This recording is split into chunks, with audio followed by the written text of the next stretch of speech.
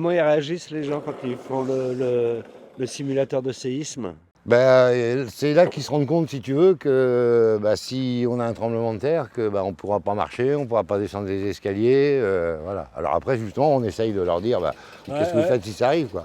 J'essaye de. Non, surtout, il ne faut pas essayer de sortir de la maison, sauf si on est à côté de la porte. Mais autrement, il faut essayer de se protéger sous un meuble, éviter de se mettre devant des baies vitrées, enfin voilà, tout ce qui. Mais avec la table vibrante, ils prennent vraiment conscience. Oui. Alors bien sûr, on ne ressent que ça sur 1 m², sur une plateforme d'1 m². Mais déjà, on se rend compte que si tu veux, si on veut descendre un escalier, on pourrait pas marcher. Voilà, c'est ça.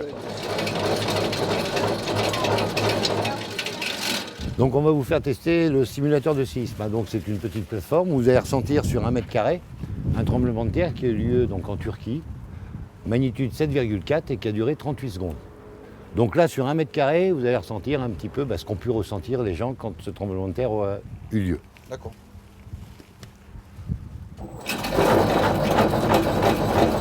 Donc là, on a des ondes un petit peu dans tous les sens. Ça s'arrête, on pense que c'est fini. Et là, ça repart de plus belle. Parce qu'entre les ondes, il y a toujours un décalage et les ondes poussent les autres et on arrive. Voilà. Et donc là, c'est vraiment ce que les gens ont ressenti. Alors imaginez que vous êtes dans votre maison, que le tremblement de terre se produit. Là, il est bien évident qu'il est difficile de marcher, de descendre un escalier. Ah oui, c'est vrai. Si vous êtes dans votre appartement, qu'est-ce que vous faites? Le réflexe, c'est de sortir de la maison. Voilà, alors, qui est un mauvais réflexe, parce que vous avez vu, pour marcher, c'est très difficile. S'il y a des escaliers à descendre, on ne pourra pas les descendre. Les ascenseurs, bien sûr, vont être hors service. Donc le mieux, c'est de rester dans l'appartement, essayer de se protéger. Sous un meuble, sous une table, de façon à éviter, s'il y a des éléments du plafond qui tombent, déjà on sera protégé. Et ça permet en fin de compte d'avoir ce qu'on appelle des espaces de survie.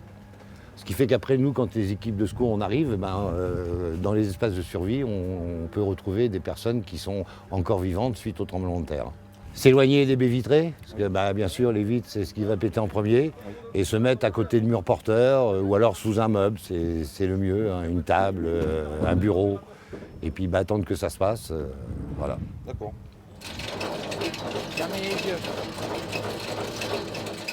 Là maintenant, je m'aperçois ce que ressentent les gens dans leur pays quand ils ont des tremblements de terre. Je me suis aperçu que j'avais des mauvais réflexes aussi, que je tenais absolument à sortir de cette zone alors qu'il ne faut pas. Il faut se coucher, se protéger. Voilà. C'est une belle journée où ils sensibilisent les gens. Et je suis content d'être venu. On voit à la télé que c'est impressionnant que tout s'effondre, mais se mettre à la place des gens, mais je ne voyais pas du tout ce qu'ils ressentaient. De la peur, oui, bien sûr, mais la sensation au niveau du sol, je ne savais pas du tout. C'est impressionnant.